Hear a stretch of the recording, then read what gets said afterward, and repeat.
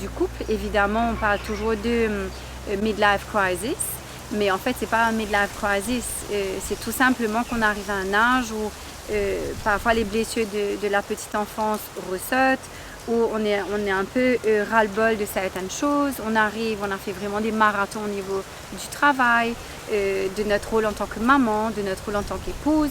Donc c'est vraiment une période de vie qui n'est pas facile, mais aussi une période de vie où on arrive un peu fatigué. Et à la ménopause, ce sont vos glandes surrénales qui prennent le dessus pour fabriquer un type d'estrogène, l'estrone, qui va être le type d'estrogène majoritaire, voilà, arrivé à la ménopause. Alors qu'avant, c'était l'estradiol. Là, ce sera l'estrone. Donc, si on arrive à la ménopause fatigué, ça va être encore plus compliqué, en fait, de se sentir bien. Donc, les stratégies sont mises en place et elles vont avoir un impact positif aussi au niveau du couple, parce que au niveau du couple, ça devient compliqué. Non seulement il y a ce marathon, mais il y a le corps qui change et on ne se comprend pas. Et donc c'est super important en fait de commencer par se comprendre. Qu'est-ce qui se passe dans mon corps? Et d'expliquer au mari, de permettre au mari de comprendre aussi ce qui se passe chez nous. De mettre les stratégies en place pour qu'on se sente mieux. Et quand la femme se sent mieux, ben la famille ça va mieux, parce que souvent tout tourne autour de nous en fait.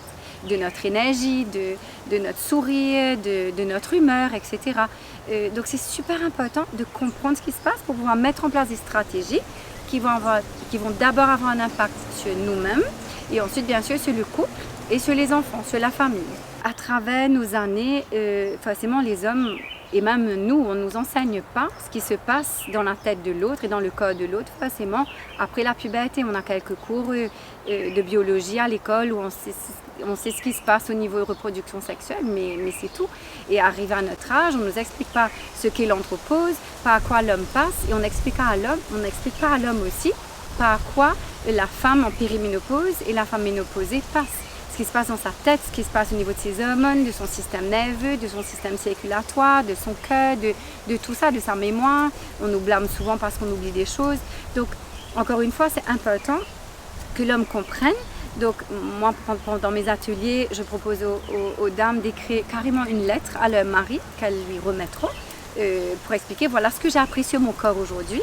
Mais je ferai des ateliers aussi avec les couples, donc pas du tout comme une psychologue puisque c'est pas mon métier, mais pour leur expliquer voilà ce qui se passe dans le corps de votre femme, parce que autant que nous on se doit d'accompagner notre corps et notre esprit, notre système nerveux à travers ce changement beyond jusqu'à la fin de notre vie, autant notre mari de couple doit s'accompagner l'un l'autre pour pouvoir soutenir le corps, soutenir l'esprit pour traverser, et une fois que c'est traversé, ça ne peut qu'être encore plus positif.